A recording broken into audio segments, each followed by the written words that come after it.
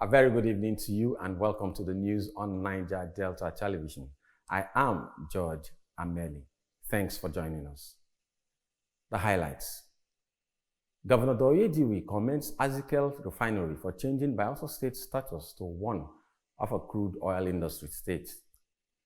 The need for Ministry of Education to probe issuance of new textbooks has been brought to the fore as parents lament high costs of reading materials. Plus, the federal government commences sale of crude oil and refined petroleum products in Naira. Now the details. Governor of Bayelsa State, Senator Doyediwi, has said President of the Azikiel Group, Dr. Azibapu Irani, broke the jinx in establishing the Azikiel Modular Refinery, which is the first crude oil-related industry in the state. Senator Diri gave the commendation on Tuesday when he visited a refinery complex located at Ogunaa in Yenagoa local government area of the state. The governor commended Irani's business acumen, noting that the abundance of crude in the state would eliminate losses and other impediments to smooth operations of the refinery. He also stated that the refinery would change the status of the state in its industrialization drive. The state chief executive said the refinery would improve the internally generated revenue of the state and create job opportunities for the youths. He expressed delight that the project was nearing completion and that he will be part of the history of inaugurating the first modular refinery in Bayelsa State. According to him, it was an aberration for the state to have abundant crude oil and gas without industries or 24-hour electricity, and restated his administration's determination to tackle the electricity challenge, adding that government was ready to engage investors to revive the state's gas turbines. He also advised the development of the state should not be left only in the hands of politicians or government, and urged privileged Bayelsans to partner his administration to build the state. The Azikiel Group president explained that one of the reasons he established the refinery, worth over $850 million, was to add value to the Nigerian crude oil, create employment, and to industrialize the state. Irani said the refinery was unique as it is the only one in sub-Saharan Africa to refine condensate, apart from petrol, diesel, and aviation fuel, saying it has equally placed Bayelsa among the critical states that will contribute to the industrial base for petroleum sufficiency in the country. He assured that the state will not have product scarcity when the refinery commences operation.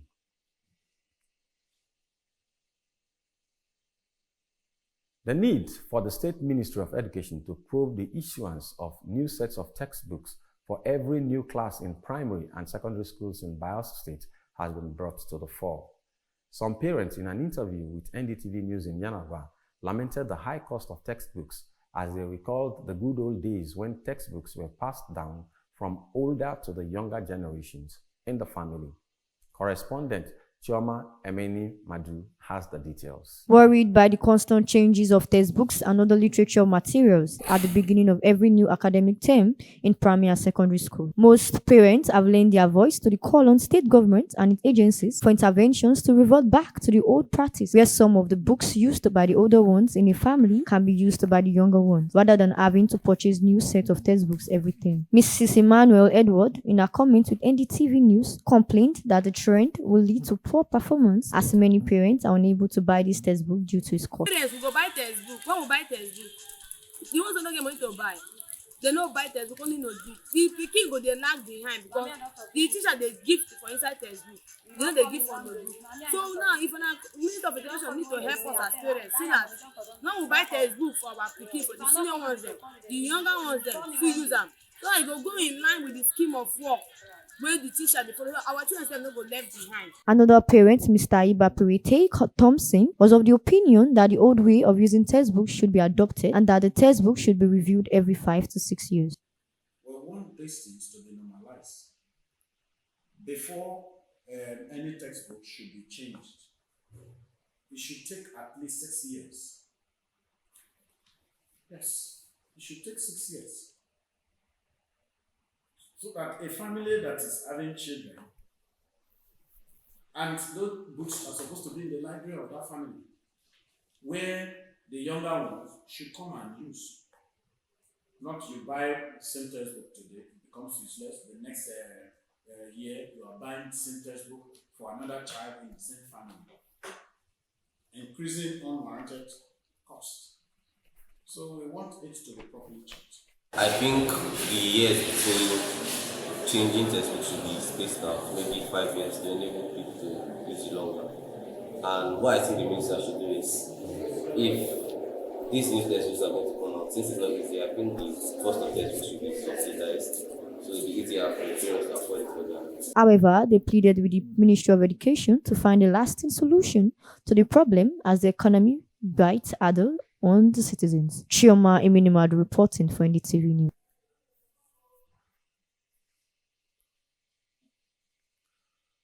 The Bayelsa State Ernest Ikoli Media Complex is wearing a more beautiful look with the commencement of the planting of flowers around the premises to enhance its aesthetics.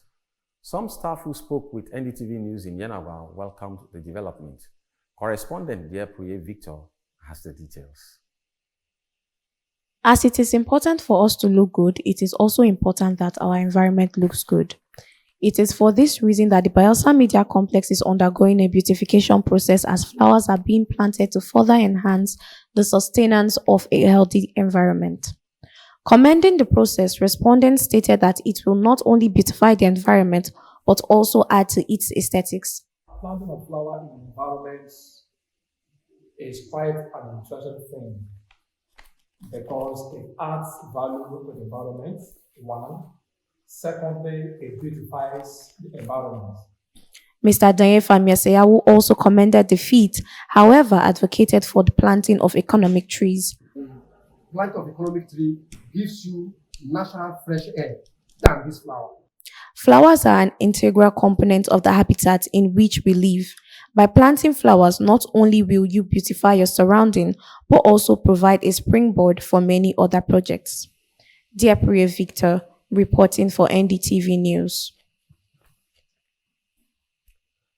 The Socioeconomic Rights and Accountability Project, SERAP, has urged President Bola Tinubu to direct the Minister of Finance and Coordinating Minister of the Economy, Mr. Olawale Edun, to immediately withhold federal allocations to states that have failed and refuse to conduct credible local government elections, and to ensure that any allocations from the Federation account is paid only to democratically elected local government councils. In a letter by its Deputy Director, Kolawole Oluwadare, SERAP also urged the President to provide details of the number of local government councils that have directly received federal allocations and whether the councils are democratically elected as provided for by the Nigerian Constitution and ordered by the Supreme Court in its judgment of 11th July 2024. It called on the President to promptly invite the Independent Corrupt Practices and Other Related Offences Commission, ICPC, and the Economic and Financial Crimes Commission, EFCC, to jointly track and monitor the spending of FAC allocations by democratically elected local government councils across the country. SERAP noted that the Supreme Court of Nigeria in that judgment ordered the federal government to pay funds in the federal account only to democratically elected local government councils and no other body or institution. The court also ordered the 36 state governments to ensure democratic governance at the local level. It ruled that the state governors have no power to dissolve democratically elected local government councils within their states and replace the councils with caretaker committees, adding that an order be made for immediate compliance of states with the terms of the judgments. The federal government, through the Office of the Head of Civil Service of the Federation, has commenced the process of appointing new permanent secretaries to fill vacancies in 8 states. A memo from the Office of the Head of Civil Service of the Federation, signed by the Head of the Civil Service of the Federation, D.D. Wilson Jack, on October 7, 2024, indicated that officials currently undergoing disciplinary procedures were barred from applying for the positions of permanent secretaries. The memo stated that the appointment process had been approved by President Bola Tinubu. According to the memo, which was addressed to all ministers, directors of agencies, and other senior officials, eligible applicants must be from Abia, Bayelsa, Ebonyi, Enugu, Gombe, Kaduna, Kebbi, and Rivers states to uphold the federal character principle. The memo outlined the eligibility criteria, noting that applicants must have attained the position of substantive director on salary grade level 17 on or before 1st January 2022, must have updated their records on the IPPIS verification portal, must be indigents of the states listed in paragraph 1 above, and must have not less than 1 year in service by 18th November 2024, when the process of appointing permanent secretaries will be concluded. It specified that the permanent secretaries are required to clearly state in the forwarding letter that the officers who have applied are not under disciplinary procedures.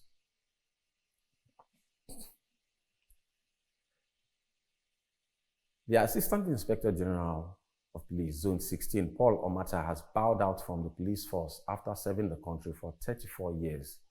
Officers and men of the zonal command, comprising Bayelsa and Rivers, rolled out drums of celebration to give their boss a farewell as he reunites with his family. Details of this report will be brought to you in a subsequent bulletin. The Minister of the Federal Capital Territory, FCT, Nyesom Wike, has accused Governor Siminalayi Fubara of Rivers State of anti-party activities.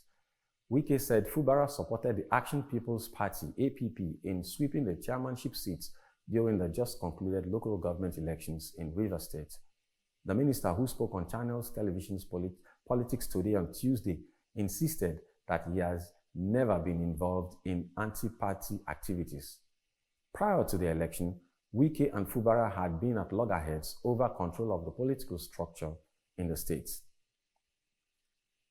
Still to come in the news, the federal government has from October 1st commenced the sales of crude oil and refined petroleum products in Naira in line with the presidential directive. Please stay with us.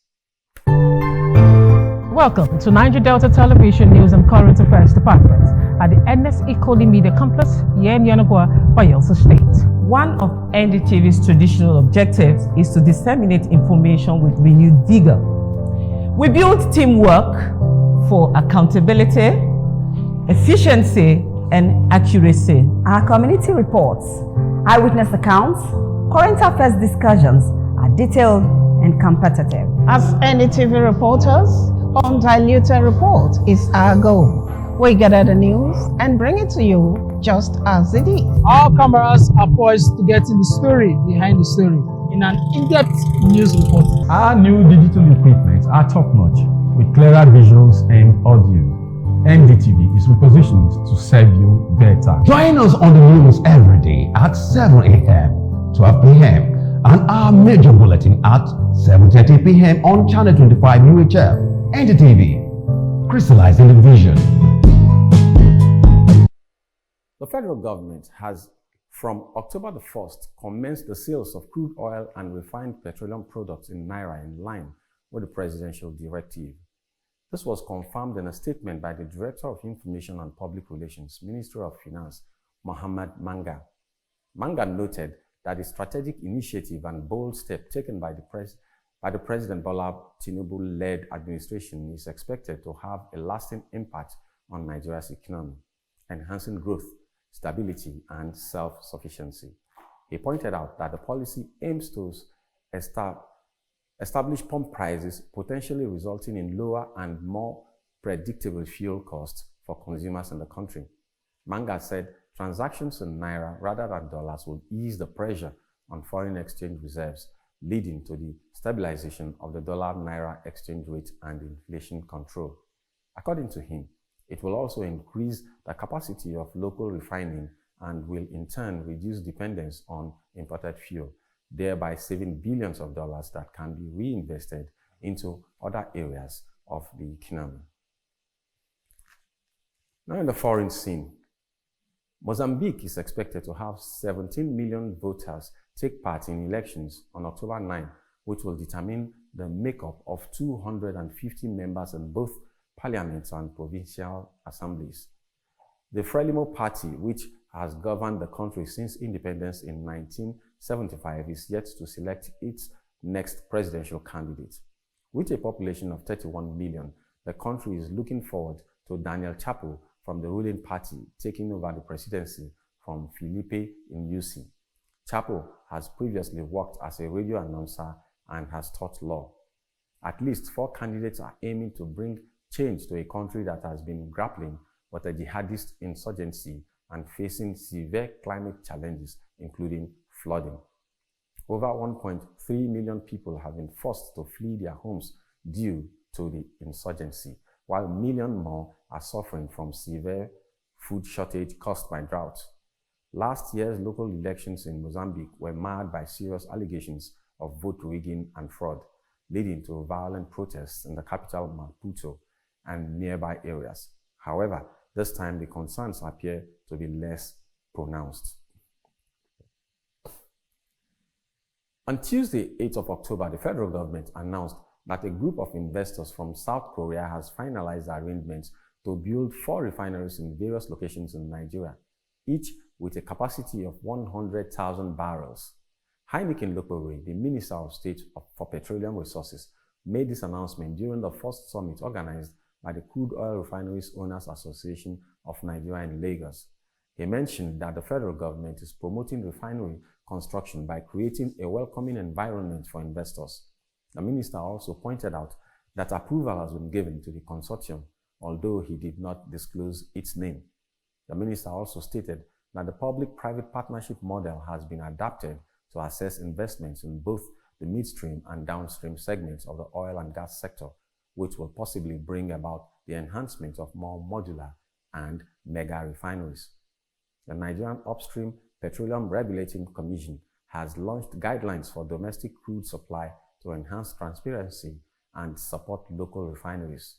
The minister highlighted collaboration with stakeholders for implementing the Modular Refinery Committee's recommendations and ensuring full deregulation of the downstream sector, while also easing access to tax exemption for importing refinery equipment, aiming to make Nigeria a self-sufficient petroleum producer and Africa's refining hub.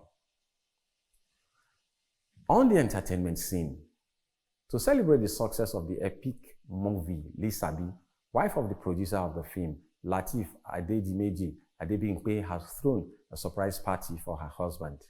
And Kelly Ray of the Double K duo in the Big Brother Naija No Lose Guard Season 9 has emerged winner of the show. For details, let's join correspondents Mayowa Akadi and Rebecca Oguntunde for entertainment news. Show Season 9 No Lose Guard has finally come to an end on Sunday night. The show witnessed a lot of twists, drama, controversies, tease and romance as the housemates came in pair of 14. Kelly was announced winner by the host of the show, Ebuka Obi Uchendu, in an elaborate grand final event in Lagos. Kelly, a 33-year-old from Delta who came into the show with his wife Cassie, is a graduate of Delta State University. Following the conclusion of Big Brother Naija Season 9 titled No Lose Guard, which ended on Sunday, controversial singer Portable has taken to social media with a thing or two to say. Portable took to his Instagram story after the final, stating that the reality show was not as entertaining as the previous season, asserting that he could make the show more interesting if he was paid. Portable comments sparked a lively discussions among fans and followers, as fans were commenting that they should do a celebrity Big Brother show next year, which will showcase people like Bobrisky, Papaya X, DJ Chicken, and VDM. I am Rebecca Ogutunde, reporting for NDTV Entertainment News. And from the ever-busy world of sports, a former Super Eagles assistant coach, Daniel Amokachi, has been named the new head coach of Lobby Stars. Sports correspondent Ayemi Miene brings us up to speed on these and other sports stories. Daniel Amokachi, a former Super Eagles assistant coach, has been named the head coach of Lobby Stars, succeeding Eugene Agagbe. After Agagbe failed to live up to expectations in the 2024-2025 season, the Makurdi-based team, which is currently struggling in the Nigerian Premier League (NPFL), announced its decision. Agagbe was fired following a dismal run of play for Lobby Stars, having only managed one victory and are currently ranked 17th in the league table. The decision was explained in the following statement from Emmanuel Uja, the club's media head. This decision follows the board's review of Agagbe's failure to meet the 5-match win target, managing only 1 victory while losing 3. Now the board is putting its faith in Amokachi, a legendary football player from Nigeria, who was a part of the renowned 1994 Super Eagles team. The arrival prompts the reunion of Emmanuel Aminike, Atland, and Finidi George, Rivers United, 2 1994 Super Eagles teammates who are currently coaching in the MPFL. Amokachi, who played for Everton, Club Brugge, and Besiktas, brings a wealth of experience to Lobby Stars. He last managed in the MPFL with FC Ifeanyi 9 years ago. I am Ayemi Miene for ND. That sports report from Miene Ayemi concludes our bulletin for the night. But just before we go, Governor of Bayelsa State, Senator Doyediri, has said President of the Azikiel Group, Dr. Azibapu Erwani, broke the jinx in establishing the Azikiel Modular Refinery, which is the first crude oil-related industry in Bayelsa State.